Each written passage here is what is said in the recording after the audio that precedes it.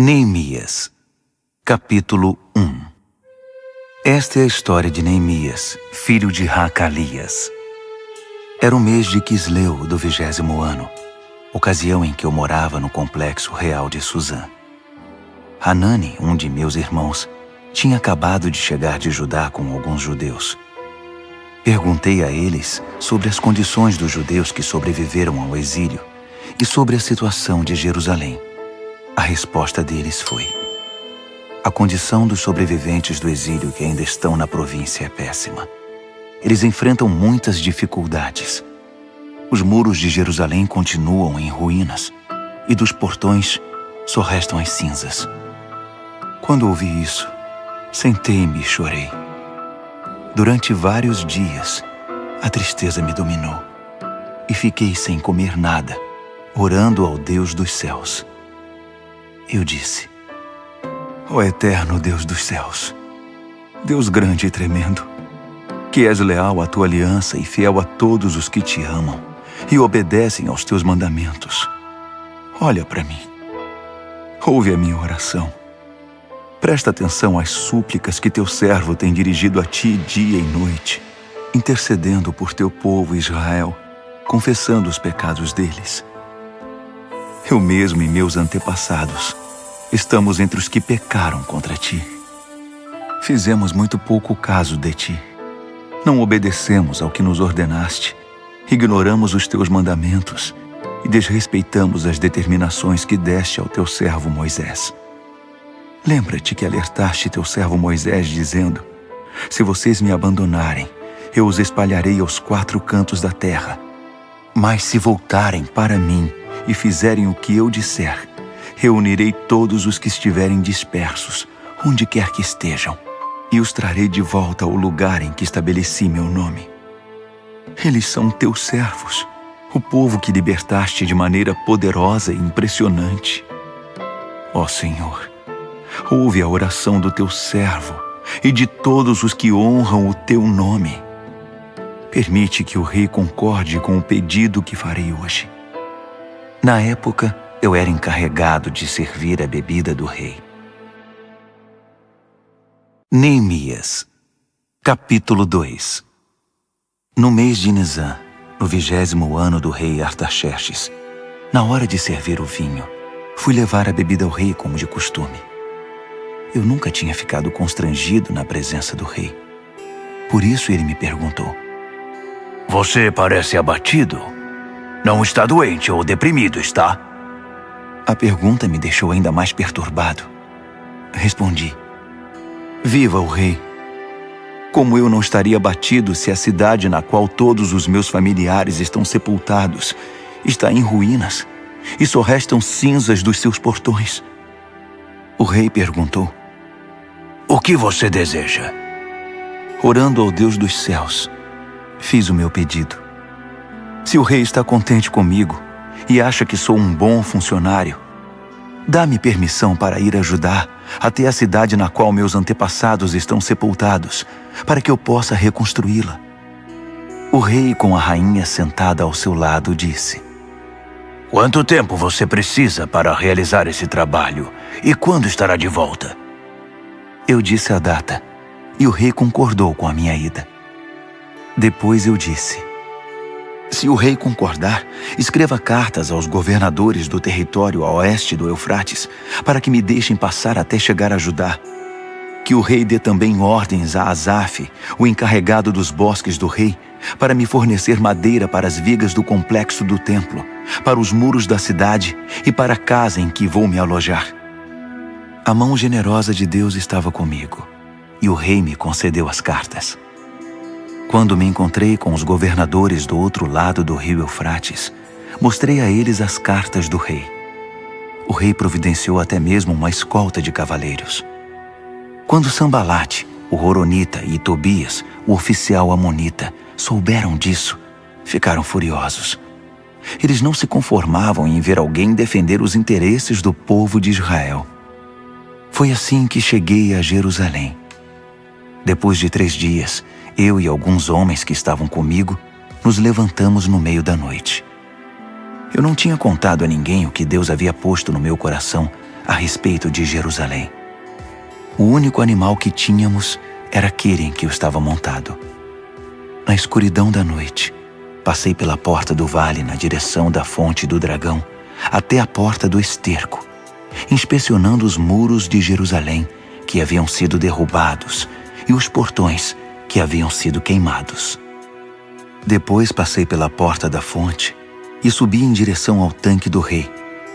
Mas não havia como o jumento em que eu estava montado passar. Então subi pelo vale naquela escuridão, inspecionei o muro e voltei pela porta do vale. As autoridades locais não sabiam onde eu havia ido e o que estava fazendo. Eu não tinha dito aos judeus, aos sacerdotes, aos nobres, às autoridades locais, nem a qualquer outra pessoa que estaria trabalhando. Então apresentei a eles um relatório. Vamos ser francos. A situação está muito ruim. Jerusalém está em ruínas. Os portões estão todos queimados. Venham comigo. Vamos construir os muros de Jerusalém para que essa situação lamentável tenha um fim. Também contei a eles que Deus estava comigo e que o rei estava me apoiando. Eles responderam: estamos com você. Vamos começar. Logo estavam prontos para começar a obra. Quando Sambalate, o horonita, Tobias, o oficial amonita, e Gesem, o árabe, souberam disso, começaram a caçoar de nós. O que vocês estão fazendo? Pensam que podem passar por cima das ordens do rei? Respondi: o Deus dos céus nos dará sucesso. Somos servos dele e vamos reconstruir os muros. Vocês podem ficar fora disso.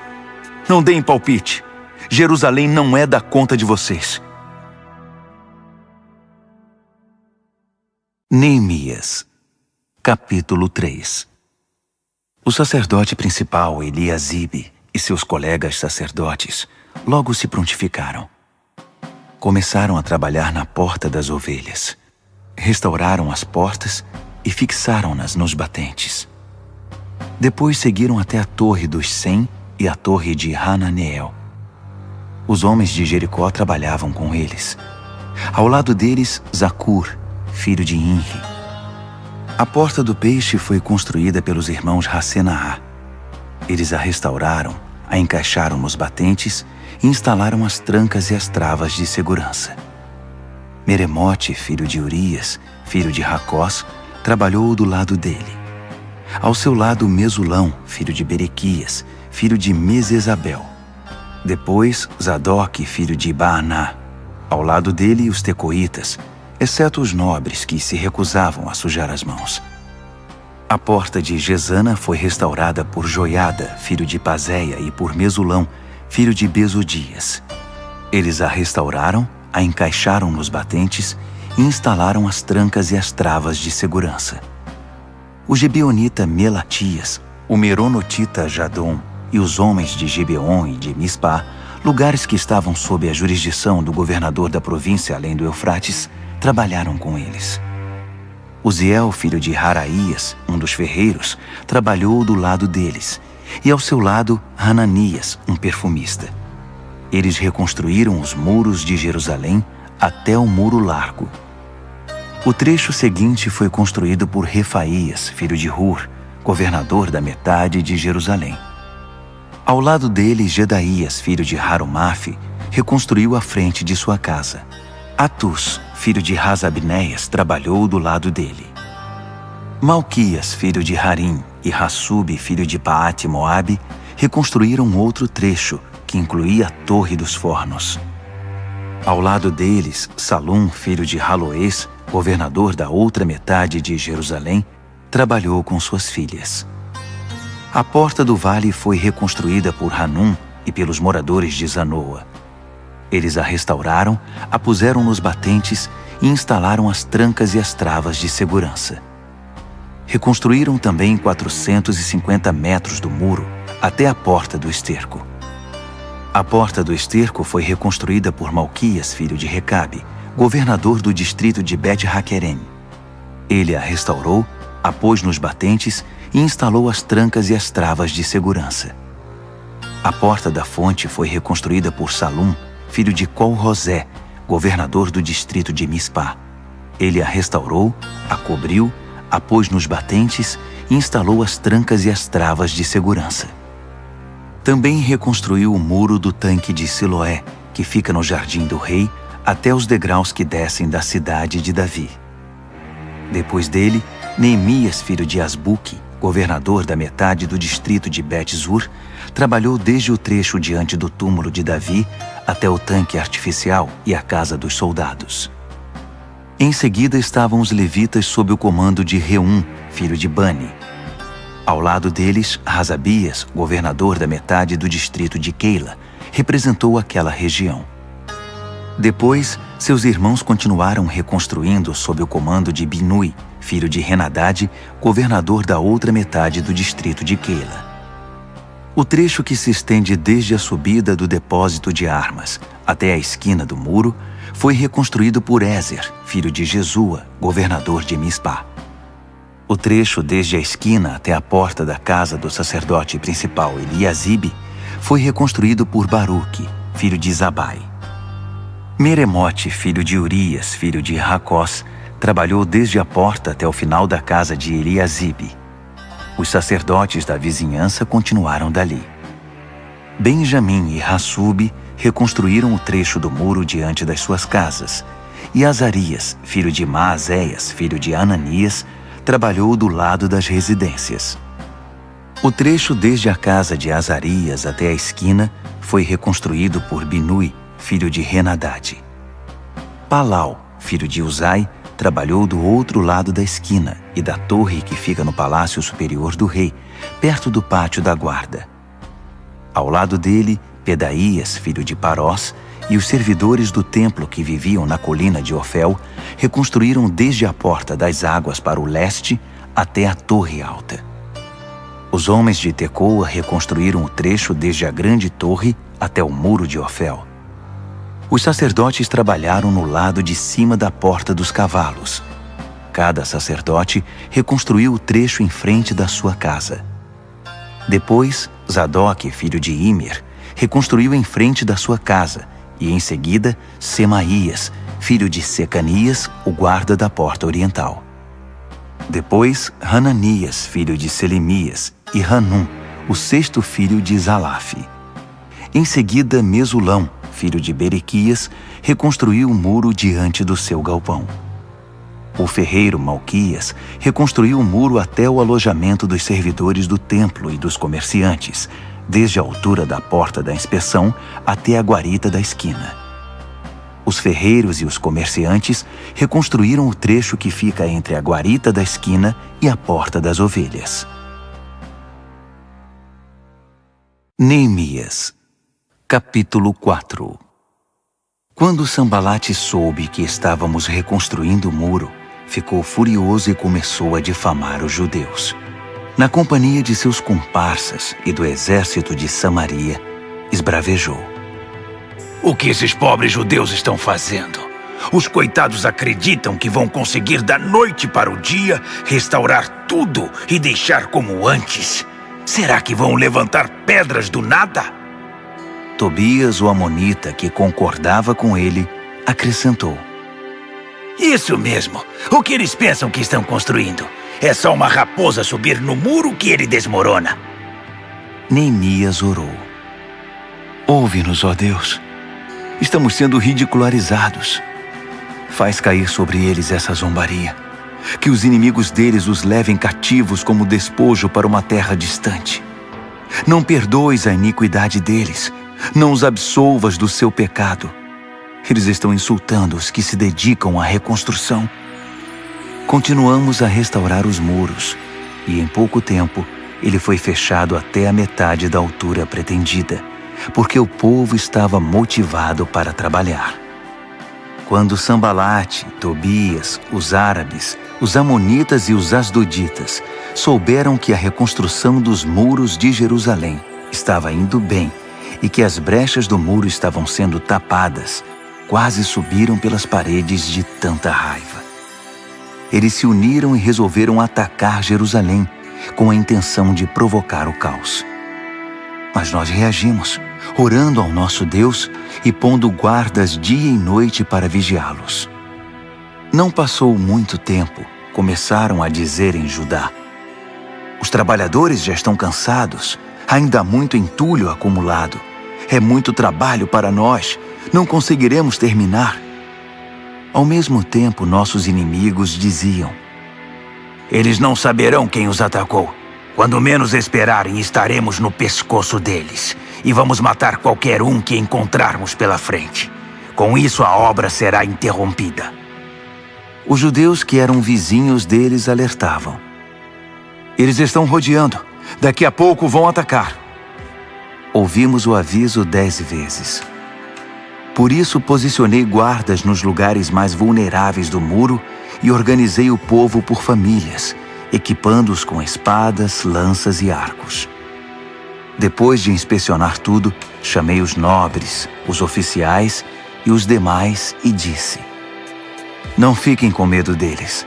Atentem para o Senhor, o Deus grande e temível, e lutem por amor de seus irmãos, seus filhos, suas filhas, suas mulheres e suas casas. Nossos inimigos descobriram que sabíamos de todos os seus planos e que Deus havia frustrado sua estratégia. Então voltamos ao trabalho no muro. A partir desse momento, metade dos jovens trabalhava, enquanto a outra metade fazia segurança com lanças, escudos, arcos e armaduras. Os oficiais militares garantiam em Judá a proteção de todos os que se dedicavam à reconstrução do muro. Os construtores trabalhavam com uma ferramenta numa mão e seguravam uma lança com a outra. Cada um dos construtores trabalhava com uma espada na cintura. Ao meu lado ficava um moço que, se fosse preciso, tocaria a trombeta para fazer soar o alerta.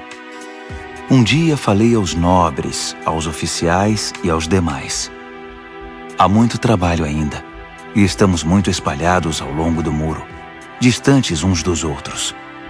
Quando ouvirem o som da trombeta, juntem-se a nós. O nosso Deus lutará por nós. Assim continuamos trabalhando, desde o nascer do sol até o anoitecer, a metade de nós armada. Também instruí o povo: cada pessoa e seu ajudante devem permanecer dentro da cidade. Durante a noite, servirão de guarda, e de dia trabalharão na construção. Dormíamos todos vestidos, eu, meus irmãos, meus trabalhadores e os guardas que nos protegiam. Ninguém largava sua lança, nem para beber água. Neemias, capítulo 5. O povo iniciou um grande protesto, do qual até as mulheres participaram, contra seus companheiros judeus. Alguns diziam: temos famílias grandes. Se não tivermos comida, vamos morrer. Outros diziam: tivemos que hipotecar nossos campos, nossas vinhas e nossas casas apenas para comprar trigo, para não morrer de fome. Outros ainda diziam: precisamos pedir dinheiro emprestado até para pagar o imposto real sobre nossos campos e vinhas. Vejam, somos do mesmo sangue que nossos irmãos. Nossos filhos são tão bons quanto os deles, mas estamos a ponto de vendê-los como escravos. Algumas das nossas filhas já foram vendidas. E não podemos fazer nada, porque nossos campos e vinhas já pertencem a outros. Quando soube do protesto e das reclamações, fiquei muito aborrecido. Depois de analisar a questão, censurei os nobres e os oficiais. Vocês estão se aproveitando de seus irmãos. Em seguida, convoquei uma reunião de emergência para tratar do assunto e disse à Assembleia: fizemos tudo o que podíamos para resgatar nossos compatriotas judeus que foram vendidos como escravos a estrangeiros. Agora vocês estão vendendo esses mesmos compatriotas de volta à escravidão. Isso significa que teremos de comprá-los outra vez? Eles não disseram nada, mas também o que poderiam dizer? O que vocês estão fazendo está errado. Onde está o temor de Deus? Vocês não se importam com o que as nações ao redor, os nossos inimigos, vão pensar de vocês? Eu, meus irmãos e as pessoas que estão trabalhando comigo também emprestamos dinheiro para eles. Mas é preciso parar com a cobrança de juros. Devolvam a eles os campos, as vinhas, os olivais e as casas. Perdoem todas as dívidas e não cobrem o trigo, o vinho nem o azeite. Eles responderam: está bem, vamos devolver. Não faremos mais exigências. Faremos tudo o que você nos disser. Logo depois reuni os sacerdotes e obriguei os nobres e os oficiais a cumprir a palavra dada. Eu mesmo tirei tudo que tinha no bolso, sacudi na frente deles e disse: que Deus esvazie o bolso e a casa daquele que não cumprir a promessa, que seja sacudido e esvaziado. Todos concordaram e disseram: vamos fazer assim. E louvaram a Deus. O povo cumpriu mesmo a sua palavra. Desde que o rei Artaxerxes me nomeou governador da terra de Judá, do 20º ano ao 32º ano do reinado de Artaxerxes, nem eu nem meus irmãos nos beneficiamos da comida destinada ao governador. Os governadores antes de mim oprimiam o povo, exigindo comida e vinho, além de 480 gramas de prata. Até seus auxiliares se aproveitavam do povo. Mas por temor a Deus eu não fiz isso. Eu tinha um trabalho a fazer, construir o muro, e me dediquei a ele. Todos os meus homens estavam envolvidos no trabalho. Não tínhamos tempo para nos preocupar em adquirir propriedades. Além disso, dei de comer do meu próprio bolso a 150 judeus e oficiais provenientes de nações vizinhas. Um boi, 6 ovelhas e vários frangos eram preparados todos os dias. E a cada 10 dias, eu fornecia grande quantidade de vinho. Mesmo assim, nunca me faltou nada. Lembra-te de mim, ó Deus, de tudo que fiz por esse povo. Neemias, capítulo 6. Quando Sambalate, Tobias, Gesem, o árabe, e nossos demais inimigos souberam que havíamos reconstruído o muro e que não havia mais brechas nele, apesar de ainda não termos posto os portões, Sambalate e Gesem mandaram dizer: venha se encontrar conosco em Quefirim, no vale de Ono. Eu sabia que eles pretendiam me causar algum mal. Por isso mandei dizer: estou ocupado com um trabalho importante e não posso ir agora. Por que interromperia o que estou fazendo só para me encontrar com vocês? Eles fizeram o convite 4 vezes, e 4 vezes mandei a mesma resposta. Então, pela 5ª vez, pelo mesmo mensageiro, Sambalate mandou uma carta selada com a seguinte mensagem: estão dizendo entre as nações, e Gesem confirma isso, que você e os judeus estão planejando uma revolta e que essa é a razão de estarem reconstruindo os muros. Estão dizendo que você quer ser rei e que já nomeou profetas para proclamar em Jerusalém: há um rei em Judá. Tudo isso será relatado ao rei. Você não acha melhor sentarmos para conversar? Mandei dizer: tudo o que você está falando não passa de invenção sua. Eles estavam tentando nos intimidar. Pensavam: eles vão desistir, e assim nunca terminarão essa obra. Mas pedi a Deus: dá-me forças. Logo depois, fiz uma reunião secreta com Semaías, filho de Delaías, filho de Meetabel, em sua casa. Ele disse: vamos nos reunir no templo de Deus, dentro do templo. Vamos nos proteger com as portas trancadas, pois eles vêm para matá-lo. É isso mesmo. Eles virão à noite para tirar a sua vida. Respondi: por que alguém como eu teria de fugir? E por que teria de me esconder justamente no templo? Não vou fazer isso. Senti que aquele plano não agradava a Deus. A suposta profecia, na verdade, era uma estratégia de Tobias e Sambalate. Eles haviam contratado Semaías. Eles pagaram para que ele me assustasse e me enganasse, e assim acabasse profanando o templo e manchando a minha reputação. Com isso teriam do que me acusar. Orei: ó Deus, não permitas que Tobias e Sambalate se livrem de todo o dano que causaram. Faça o mesmo à profetisa Noadia e aos demais profetas que tentam minar minha confiança. A reconstrução dos muros foi concluída no dia 25 do mês de Elu. Foram 52 dias de trabalho. Quando nossos inimigos souberam disso e as nações ao redor viram a obra que fizemos, nossos adversários perderam a esperança. No fundo, reconheceram que a obra era de Deus. Durante todo esse tempo, os nobres de Judá se correspondiam com Tobias. Muitos dos nobres tinham ligações com ele, porque ele era genro de Secanias, filho de Ara, e seu filho Joanã havia se casado com a filha de Mesulão, filho de Berequias. Eles me contavam todas as coisas boas que ele havia feito, e depois contavam para ele tudo o que eu dizia. Então, Tobias mandava cartas para me intimidar.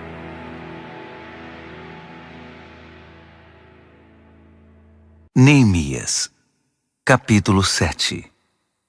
Depois que os muros foram reconstruídos, os portões assentados e os guardas, os cantores e os levitas designados, nomeei meu irmão Hanani e com ele Ananias, comandante da fortaleza, para administrar Jerusalém.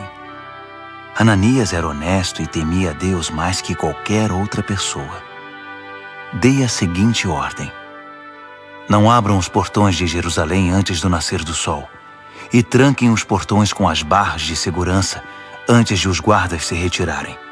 Escolham guardas entre os cidadãos de Jerusalém e encarregue-nos da segurança no trecho que fica diante da casa deles.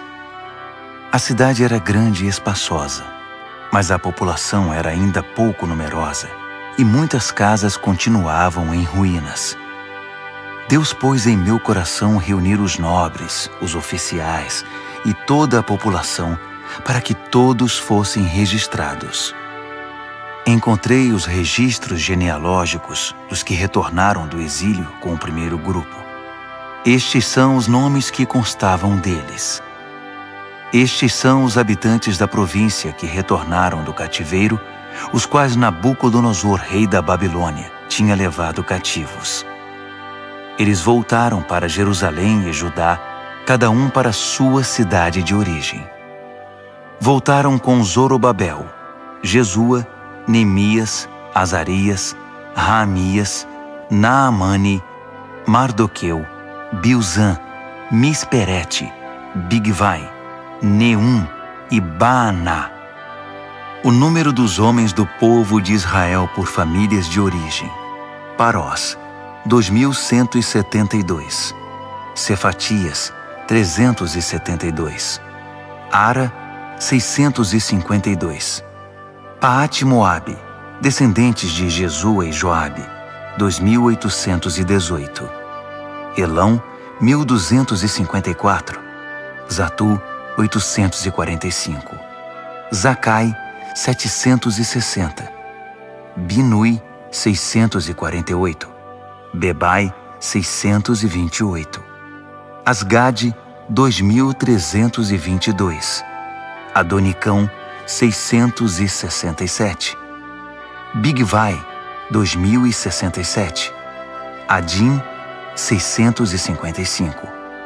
Ater, descendentes de Ezequias, 98. Rassum, 328. Bezai, 324. Harife, 112. Gibeon, 95. Os israelitas identificados por lugar de origem: Belém e Netofate, 188. Anatote, 128. Bet-Asmavete, 42. Criate-Jearim, Sefira e Beerote, 743. Ramá e Geba, 621. Micmas, 122. Betel e Ai, 123. O outro Nebo, 52. O outro Elão, 1.254. Harim, 320. Jericó, 345. Lode, Hadide e Ono, 721. Senaá, 3.930. Das famílias dos sacerdotes: Gedaías, descendentes de Jesua, 973. Imer, 1052. Pazur, 1247. Harim, 1017. As famílias dos levitas: Jesua, descendentes de Cadmiel e de Rodeva, 74. Os cantores, os descendentes de Asaf, 148. As famílias dos guardas: Salum, Ater, Talmon, Acube, Atita e Sobai, 138. As famílias dos servidores do templo: Zia, Razufa, Tabaote, Queros, Sia, Padom, Lebana, Hagaba, Salmai, Hanã, Gidel, Gaar, Reaías, Rezim, Necoda, Gazão, Uzá, Pazéia, Bezai, Meunim, Nefuzim, Baquebuque, Racufa, Harur, Baslite, Meida, Harsa, Barcos, Císera, Tamá, Neesias e Ratifa. As famílias dos servidores de Salomão: Sotai, Soferete, Perida, Jaala, Darcom, Gidel, Cefatias, Ratil, Poquerete, Razebaim e Amon. Os servidores do templo e os servos de Salomão, 392. Estes são os que vieram de Tel-Melá, Tel-Harza, Querube, Amon e Imer. Eles não conseguiram provar que eram israelitas. Os descendentes de Delaías, Tobias e Necoda, 642. O mesmo aconteceu com estas famílias de sacerdotes: os descendentes de Rabaías, Racós, Barzilai, que se casou com uma filha de Barzilai de Gileade e era chamado por esse nome. Eles procuraram os registros da família, mas não encontraram. Por isso foram impedidos de exercer a função de sacerdote e considerados ritualmente impuros. O governador determinou que eles não poderiam comer do alimento sagrado até que um dos sacerdotes definisse a situação deles por meio do Urim e do Tumim. O total dos que voltaram do exílio foi 42.360, sem contar os escravos, que totalizavam 7.337. Também havia 245 cantores e cantoras, que possuíam 736 cavalos, 245 mulas, 435 camelos e 6.720 jumentos. Alguns dos chefes das famílias entregaram ofertas voluntárias para a obra. O governador deu ao tesouro 8 quilos de ouro, 50 bacias e 530 vestimentas para os sacerdotes. Alguns dos chefes das famílias deram para o tesouro uma oferta de 160 quilos de ouro e 1.320 quilos de prata para a obra. O restante do povo contribuiu com 160 quilos de ouro, 1.200 quilos de prata e 67 vestimentas para os sacerdotes. Os sacerdotes, os levitas, os guardas, os cantores, os servidores do templo, com alguns outros e com o restante do povo de Israel, encontraram lugar para morar em suas cidades de origem. Neemias, capítulo 8. Por volta do 7º mês, quando todos os israelitas haviam se instalado em suas cidades, o povo se reuniu na praça em frente da Porta das Águas e pediu que o escriba Esdras trouxesse o livro da revelação de Moisés que o Eterno tinha dado a Israel. Então o sacerdote Esdras trouxe o livro para a congregação, formada por homens e mulheres, todos capazes de entender seu conteúdo. Isso aconteceu no 1º dia do 7º mês. Ele leu a revelação de frente para a praça que ficava diante da Porta das Águas, desde cedo até o meio-dia, na presença de homens e mulheres e de todos os que conseguiam entender a leitura. Todos ouviam atentamente o que dizia o livro da revelação. O escriba Esdras estava sobre uma plataforma de madeira, construída especialmente para a ocasião. Do seu lado direito estavam Matitias, Sema, Anaías, Urias, Ilquias e Maazéias. Do lado esquerdo estavam Pedaías, Misael, Malquias, Hassum, Rasbadana, Zacarias e Mesulão. Esdras abriu o livro. Todos os olhares estavam voltados para ele, que estava de pé sobre a plataforma, e quando ele abriu o livro, todos ficaram de pé. Esdras louvou ao Eterno, o grande Deus, e todo o povo respondeu levantando as mãos. Amém. Amém. Em seguida prostraram-se com o rosto em terra em adoração ao Eterno. Os levitas Jesua, Bani, Serebias, Jamim, Acube, Sabetai, Rodias, Maazéias, Quelita, Azarias, Josabade, Hanã e Pelaías explicavam a revelação, enquanto o povo de pé ouvia com toda reverência. Eles liam pausadamente o livro da revelação de Deus para que o povo pudesse entendê-lo, e em seguida explicavam o que haviam lido. Neemias, o governador, Esdras, o sacerdote e escriba, e os levitas que ensinavam o povo disseram: Este dia é consagrado ao Eterno, o seu Deus. Não chorem nem fiquem abatidos. Porque todo o povo chorava enquanto ouvia as palavras da revelação. Disseram ainda: Voltem para casa e preparem uma festa, um banquete com muita comida e bebida. Repartam a comida com os que não têm, pois este dia é consagrado ao Eterno. Não fiquem entristecidos. A alegria do Eterno fortalecerá vocês. Os levitas continuaram a tranquilizar o povo. Sosseguem, este dia é consagrado. Não fiquem tristes. Então o povo partiu e preparou uma festa. Eles comeram e beberam com muita alegria, até mesmo os pobres. Eles tinham entendido o que havia sido lido para eles. No segundo dia do mês, os chefes das famílias de todo o povo, os sacerdotes, os levitas, reuniram-se em torno do escriba Esdras para estudar mais profundamente as palavras da revelação. Descobriram na revelação que o Eterno havia ordenado por meio de Moisés que o povo de Israel deveria permanecer em cabanas durante as festividades do 7º mês. Então baixaram um decreto e divulgaram entre todas as cidades e em Jerusalém. Subam as colinas e tragam ramos de oliveiras, pinheiros, murtas, palmeiras e qualquer árvore de galhos cheios de folhas, para fazer cabanas, como está escrito.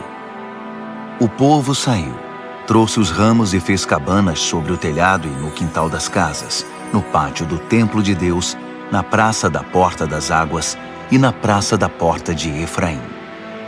Toda a congregação que havia retornado do exílio fez cabanas e permaneceu nelas. O povo de Israel não fazia isso desde o tempo de Josué, filho de Num. Foi um dia maravilhoso. A alegria era geral. Todos os dias, desde o primeiro até o último, Esdras lia o livro da revelação de Deus. Celebraram a festa durante 7 dias. No 8º, reuniram solenemente a assembleia, conforme o decreto. Neemias, capítulo 9. No dia 24 do mês, o povo de Israel reuniu-se para um jejum, todos vestidos com pano de saco e com terra no rosto, como sinal de arrependimento. Os israelitas romperam todo o relacionamento com os estrangeiros. De pé, confessaram seus pecados e os erros de seus antepassados. Enquanto estavam de pé, leram o livro da revelação do Eterno, seu Deus, durante 3 horas.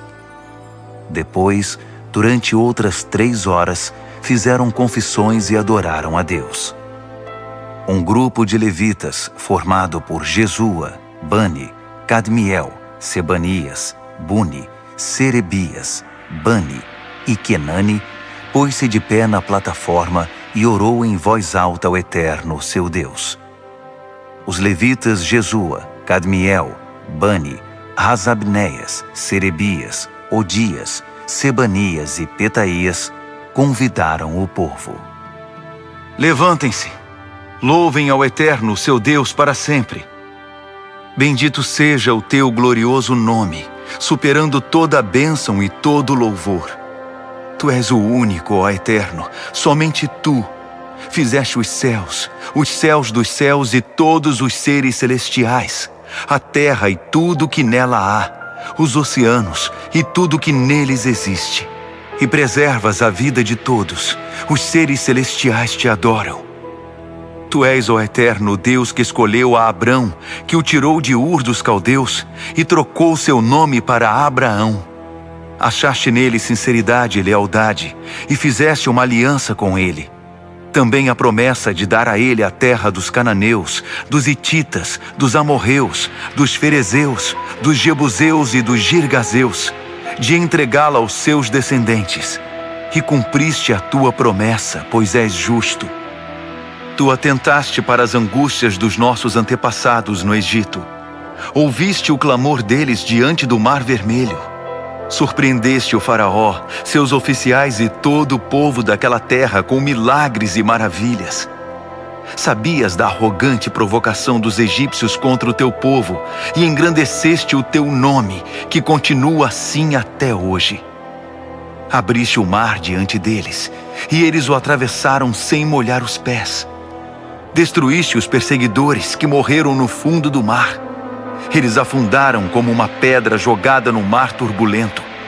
Durante o dia, tu os guiaste com uma coluna de nuvem e durante a noite, com uma coluna de fogo, para mostrar o caminho que deveriam seguir. Desceste sobre o monte Sinai. Dos céus, falaste com eles. Deste a eles instruções sobre como viver, ensinamentos verdadeiros, regras e mandamentos justos. Ensinaste o teu povo a guardar os teus sábados santos. Por meio do teu servo Moisés, deste a eles mandamentos, regras e instruções. Mandaste pão do céu quando eles estavam com fome. Fizeste sair água das rochas para saciar a sede deles. E os mandaste entrar e possuir a terra que tinhas prometido a eles. Mas nossos antepassados foram arrogantes. Por teimosia, não obedeceram aos teus mandamentos. Fizeram-se de surdos, recusaram-se a lembrar os milagres que fizeste diante deles. Tornaram-se obstinados e cismaram em voltar para a escravidão do Egito. Mas tu, sendo Deus perdoador, misericordioso e compassivo, de paciência inacreditável e cheio de amor, não os desamparaste. Mesmo depois de esculpirem um bezerro e de terem dito: "Este é o Deus de vocês que os tirou do Egito", e de terem feito coisas piores, tu, por tua grande compaixão, não os abandonaste à própria sorte no deserto. A coluna de nuvem não os deixou. Diariamente, ela continuava mostrando o caminho. A coluna de fogo, também à noite, indicava o caminho. Tu concedeste o teu espírito para ensiná-los a viver com sensatez. Nunca deixaste de enviar o maná e deste a eles água em abundância.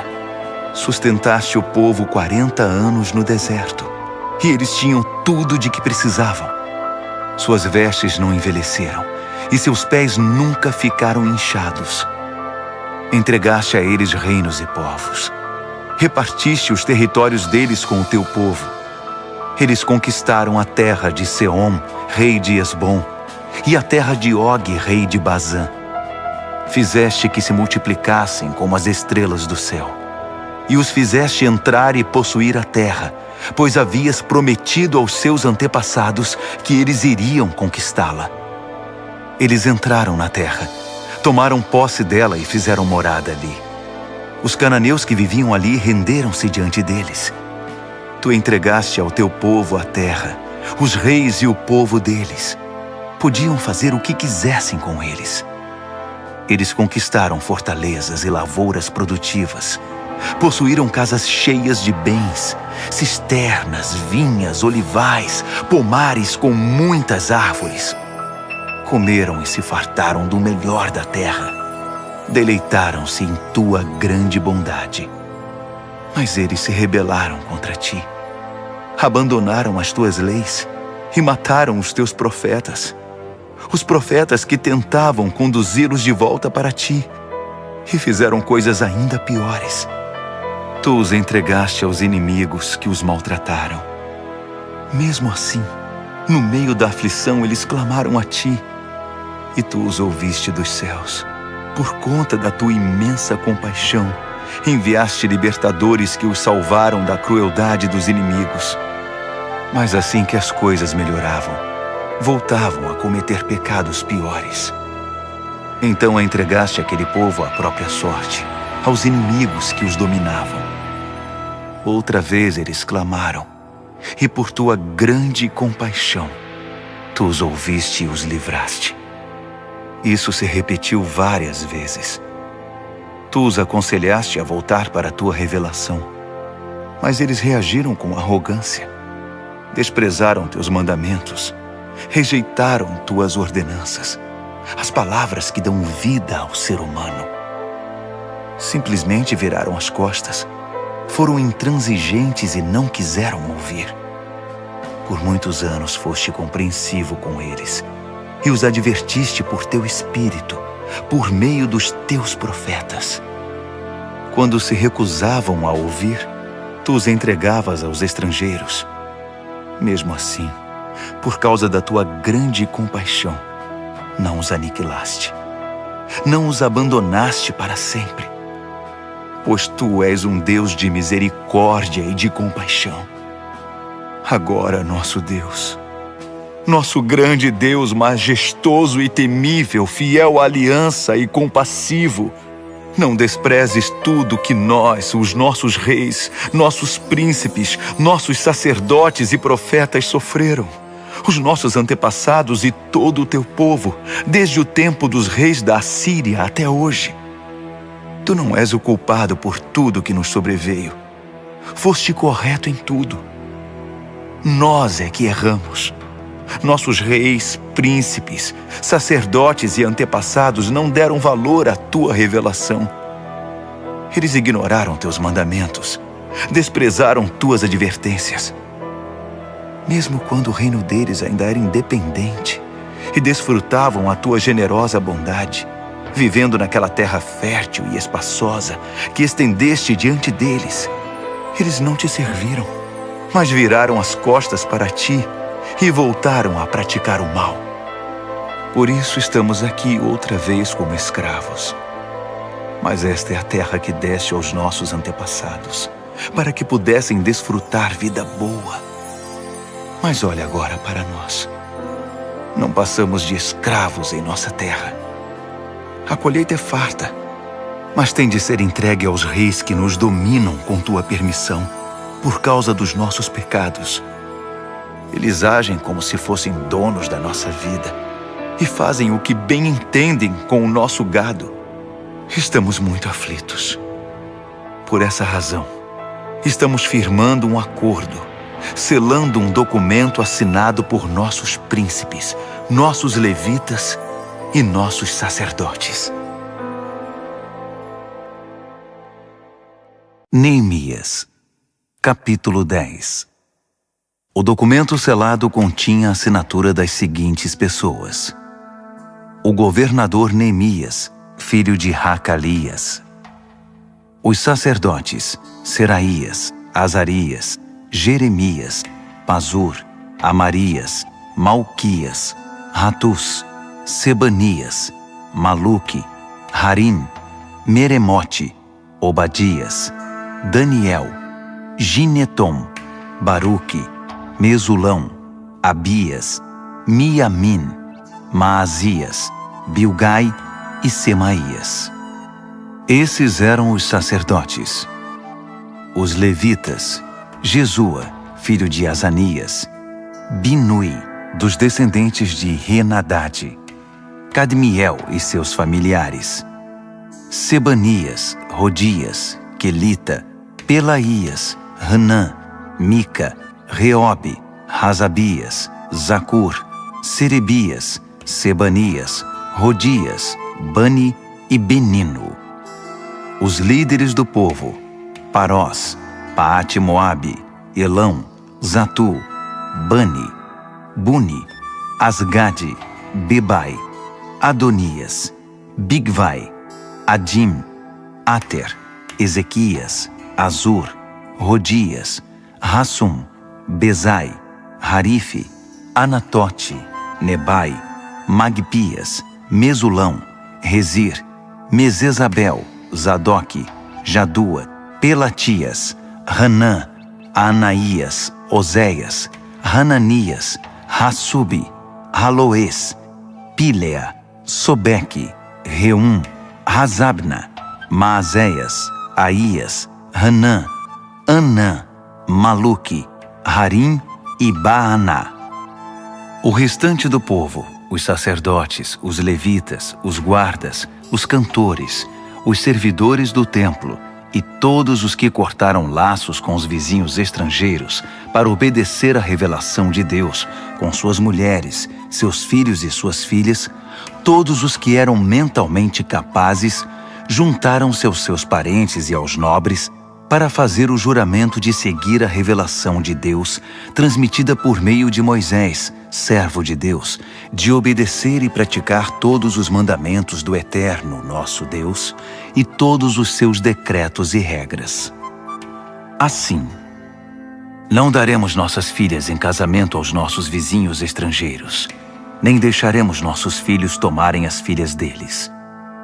Quando os povos vizinhos trouxerem suas mercadorias e seus cereais no sábado, não faremos negócios com eles, nem no sábado, nem em qualquer outro dia santificado. De 7 em 7 anos, deixaremos a terra descansar e cancelaremos todas as dívidas. Comprometemo-nos a pagar o tributo anual de 4 gramas para as despesas do templo do nosso Deus, com os pães da mesa, as ofertas de cereais, as ofertas queimadas, as ofertas dos sábados, da lua nova e das festas fixas, as ofertas sagradas, as ofertas de perdão para expiação a favor de Israel, a manutenção do templo do nosso Deus.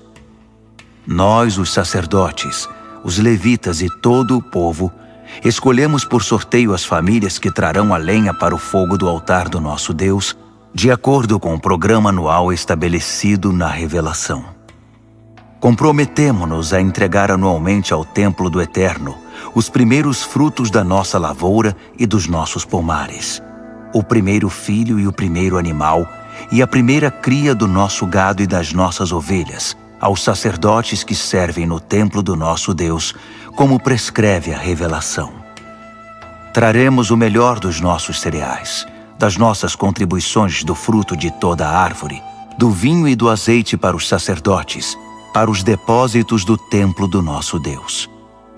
Traremos os dízimos das nossas lavouras para os levitas, uma vez que os levitas foram designados para arrecadar os dízimos nas cidades em que trabalhamos. Um sacerdote descendente de Arão supervisionará os levitas na arrecadação dos dízimos para garantir que 1/10 do que for arrecadado seja entregue ao tesouro do templo do nosso Deus. Faremos que o povo de Israel e os levitas entreguem os cereais, o vinho e o azeite para os depósitos em que também são guardados os utensílios do santuário e nos quais os sacerdotes, os guardas e os músicos que ministram se reúnem. Não negligenciaremos o templo do nosso Deus. Neemias, capítulo 11. Os líderes do povo já estavam morando em Jerusalém. Por isso, o restante do povo escolheu, por sorteio, 1 de cada 10 pessoas para morar em Jerusalém, a cidade santa, enquanto os outros 9 permaneciam em suas cidades. O povo também aprovou todos os que se ofereceram voluntariamente para morar em Jerusalém.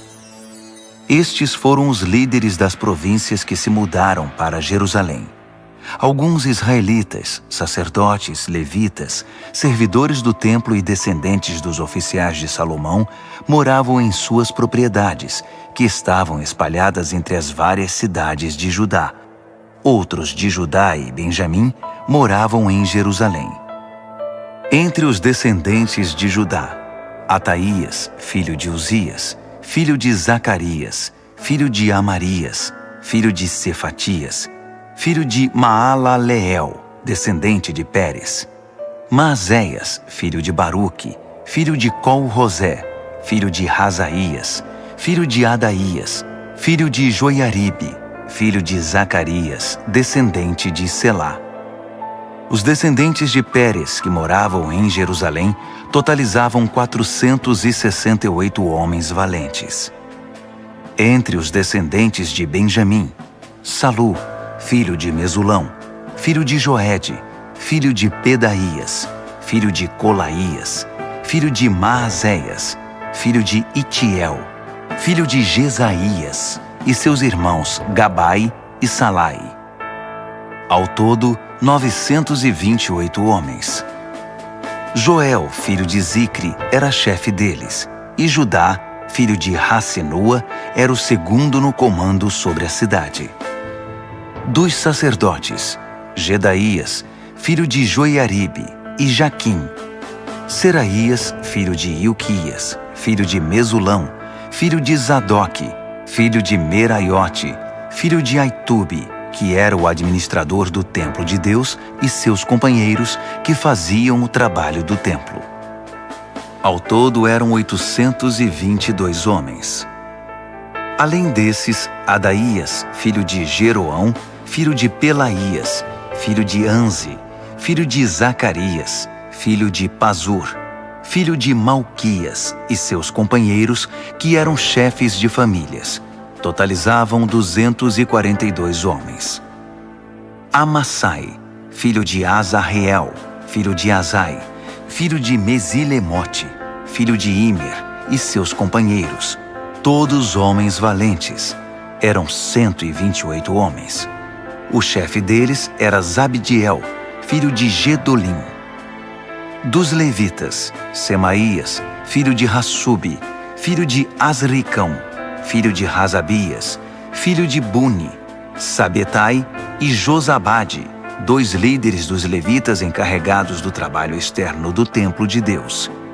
Matanias, filho de Mica, filho de Zabde, filho de Asaf, o dirigente que conduzia as ações de graças e as orações. Baquebuquias, o segundo entre seus companheiros. Abda, filho de Samua, filho de Galau, filho de Gedutum. Os levitas da cidade santa totalizavam 284 homens. Dos guardas, Acube, Talmon e seus companheiros que vigiavam os portões, um total de 172 homens.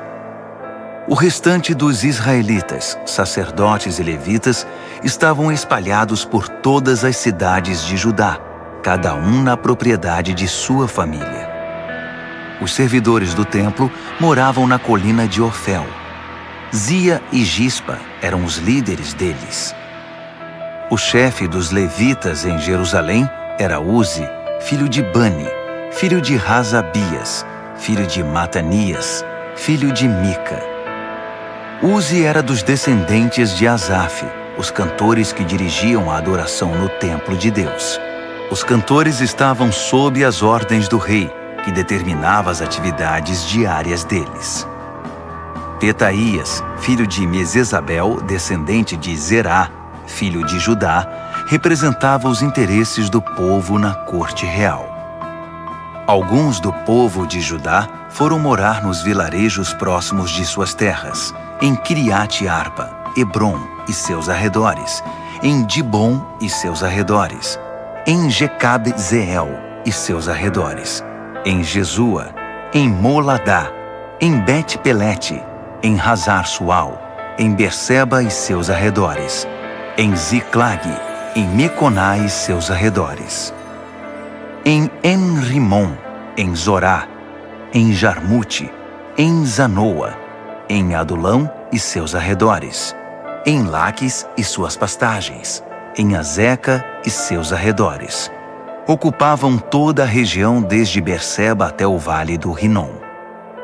Os benjamitas de Geba foram viver em Micmas, Aia, Betel e seus arredores, Ananote, Nobe e Ananias, Razor, Ramá e Gitaim, Hadide, Zeboim e Nebalate, Lode e Ono e o Vale dos Artesões. Alguns grupos de levitas de Judá foram designados para morar em Benjamim. Neemias, capítulo 12. Estes são os sacerdotes e os levitas que vieram com Zorobabel, filho de Sealtiel, e Jesua: Seraías, Jeremias, Esdras, Amarias, Maluque, Ratus, Secanias, Reum, Meremote, Ido, Ginetom, Abias, Miamim, Maadias, Bilga, Semaías, Joiaribe, Gedaías, Salu, Amoque, Ilquias e Gedaías. Esses eram os líderes dos sacerdotes no tempo de Jesua. Os levitas: Jesua, Binui, Cadmiel, Serebias e Judá. Matanias e seus irmãos eram encarregados dos cânticos de louvor, e seus irmãos Baquebuquias e Uni ficavam de frente para eles durante a adoração. Jesua foi pai de Joiaquim. Joiaquim foi pai de Eliasibe. Eliasibe foi pai de Joiada. Joiada foi pai de Jonatas. E Jonatas foi pai de Jadua.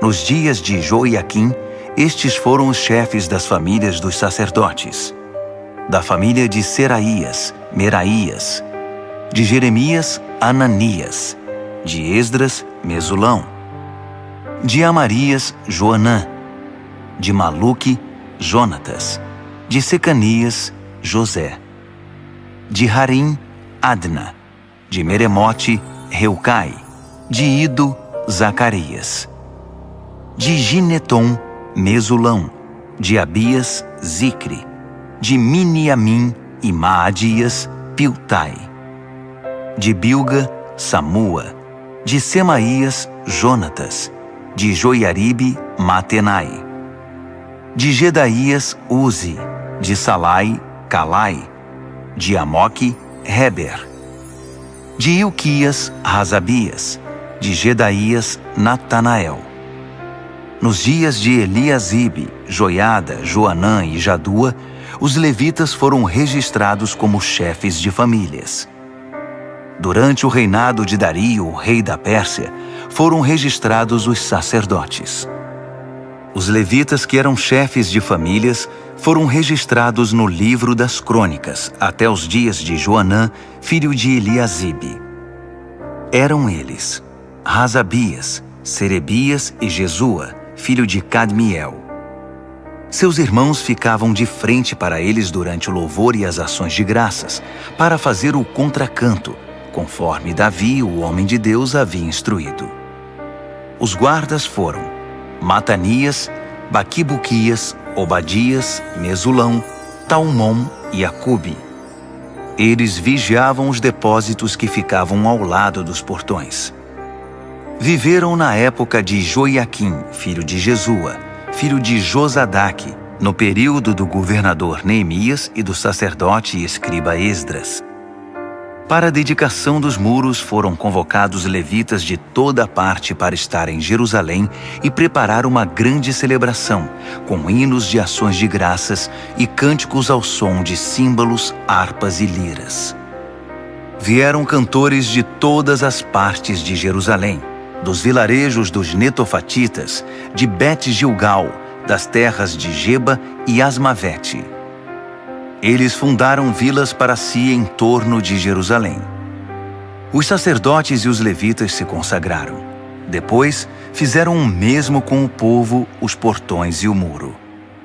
Chamei os líderes de Judá para se reunirem perto do muro e formei 2 grandes coros. Um deles seguiu para a direita, na direção da porta do esterco, acompanhado por Rosaías e metade dos líderes de Judá, entre eles Azarias, Esdras, Mesulão, Judá, Benjamim, Semaías e Jeremias. Alguns dos jovens sacerdotes portavam trombetas. Depois, tocando os instrumentos musicais de Davi, o homem de Deus, vinham Zacarias, filho de Jonatas, filho de Semaías, filho de Matanias, filho de Micaías, filho de Zacur, filho de Asaf, e seus irmãos Semaías, Azarreel, Milalai, Gilalai, Maai, Natanael, Judá e Hanani. O escriba Esdras os liderava. Da porta da fonte, subiram direto pelos degraus da cidade de Davi, pela escada que fica ao longo do muro, acima do palácio de Davi, voltando para a porta da fonte a leste. O outro grupo seguiu para a esquerda. Eu e metade do povo seguimos pelo muro, desde a Torre dos Fornos até a parte larga do muro, acima da porta de Efraim, a porta de Gesana, a porta do Peixe, a torre de Hananeel e a torre dos 100, até a porta das ovelhas. Paramos na porta da guarda. Depois, os 2 coros ocuparam seus lugares no templo de Deus. Acompanhei a metade dos oficiais e os sacerdotes Eliaquim, Maazéias, Miniamim, Micaías, Elioenai, Zacarias e Hananias, que estavam com suas trombetas. Também estavam lá Maazéias, Semaías, Eleazar, Uzi, Joanã, Malquias, Elão e Ézer. Os cantores eram conduzidos por Jezraías. Naquele dia ofereceram muitos sacrifícios numa grande celebração, pois Deus os havia enchido de alegria. As mulheres e as crianças levantaram a voz com todo o povo. O júbilo de Jerusalém foi ouvido de muito longe.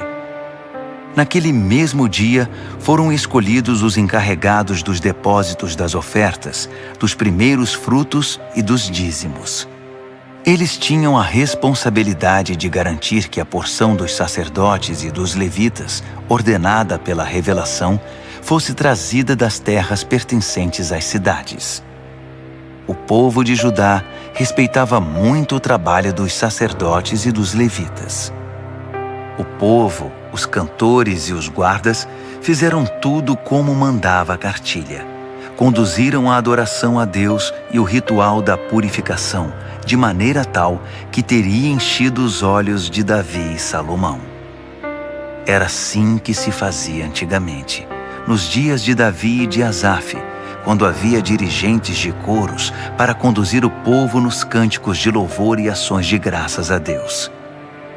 Na época de Zorobabel e Neemias, todo Israel contribuía com quantias diárias para os cantores e os guardas. Também separavam o que era destinado aos levitas e os levitas faziam o mesmo para os descendentes de Arão. Neemias, capítulo 13. Naquele mesmo dia, foi lido o livro de Moisés diante do povo. Descobriu-se no livro que nenhum amonita ou moabita podia fazer parte da congregação do povo de Deus, porque eles não haviam acolhido o povo de Israel, negando a eles comida e bebida. Em vez de ajudar os israelitas, contrataram Balaão para amaldiçoá-los. Mas Deus transformou a maldição em bênção.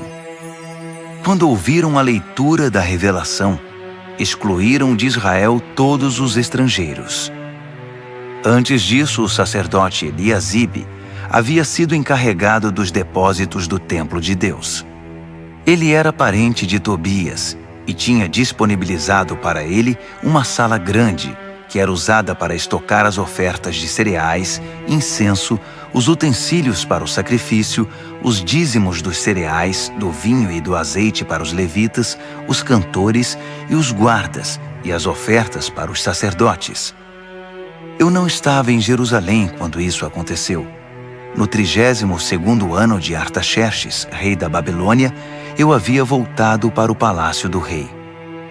Mais tarde, pedi permissão ao rei para viajar outra vez.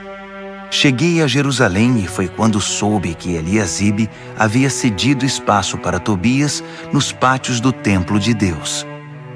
Fiquei realmente furioso. Joguei fora tudo o que estava dentro da sala, todos os pertences de Tobias. Depois, mandei que a sala fosse purificada. Só então pus de volta os utensílios do templo de Deus, as ofertas de cereal e o incenso. Também fiquei sabendo que os levitas não estavam recebendo a quantia regular de alimento. Por isso os levitas e os cantores que conduziam o culto de adoração haviam abandonado suas responsabilidades e voltado para suas terras. Chamei a atenção dos oficiais dizendo: "Por que vocês abandonaram o templo de Deus?" Chamei todos de volta e os reintegrei às antigas funções, de modo que todo o povo de Judá voltou a trazer os dízimos dos cereais, do vinho e do azeite para os depósitos. Designei o sacerdote Selemias, o escriba Zadok e os levitas Pedaías como encarregados dos depósitos. Nomeei Hanã, filho de Zacur, filho de Matanias, auxiliar direto deles.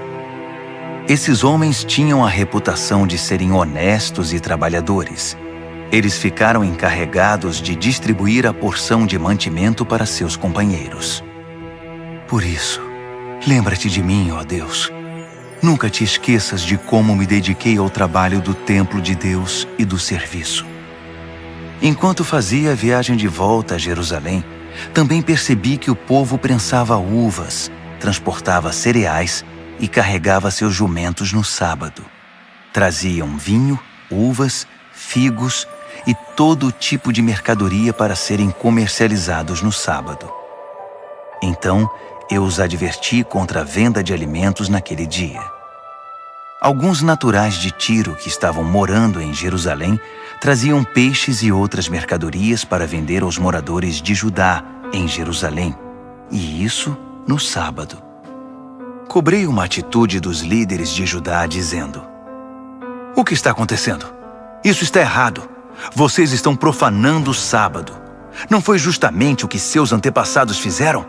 Não foi por causa disso que Deus trouxe esta miséria sobre nós e sobre esta cidade?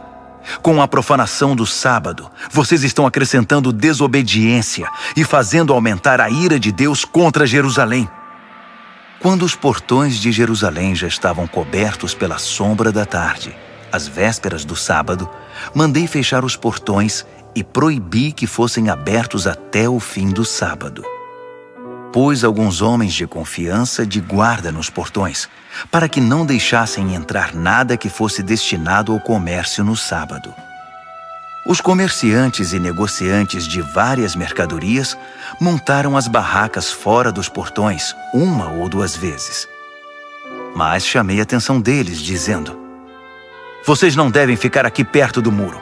Se eu encontrar vocês aqui outra vez, vou retirá-los à força." Bastou essa advertência, e eles não voltaram mais no sábado. Depois, instruí os levitas a se purificarem e assumirem o posto nos portões, para que a santidade do sábado fosse respeitada. Lembra-te de mim, ó Deus. Tem compaixão de mim, por teu grande amor e por tua fidelidade. Na mesma época, constatei ainda que muitos judeus haviam se casado com mulheres de Asdod, de Amon e de Moabe. Metade das crianças nem falava o idioma de Judá, só sabiam falar a língua de Asdod ou outra língua. Então chamei a atenção desses homens e os amaldiçoei. Cheguei a bater em alguns deles e a arrancar seus cabelos. Fiz que jurassem em nome de Deus que acatariam a minha ordem. Não deem suas filhas em casamento aos filhos desses povos. Nem deixem as filhas deles se casarem com seus filhos. Nem tomem mulheres para vocês do meio desses povos. Não foi justamente esse o pecado de Salomão, rei de Israel, quando tomou mulheres como essas? Apesar de não ter havido outro rei como ele, e de Deus o ter amado e feito dele rei sobre todo Israel, as mulheres estrangeiras provocaram sua ruína. Vocês chamam isto de obediência?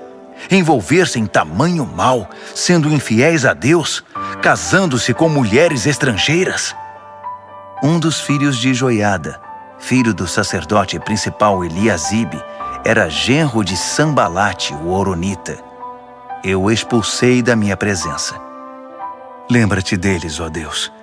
de como profanaram o sacerdócio e a aliança dos sacerdotes e dos levitas. Eu os purifiquei de tudo que era estranho. Organizei as ordens de serviço para os sacerdotes e os levitas, de modo que cada um sabia qual era a sua responsabilidade. Providenciei que fosse fornecida a lenha a ser usada no altar para os dias fixos e para a apresentação dos primeiros frutos. Lembra-te de mim, ó Deus, para sempre.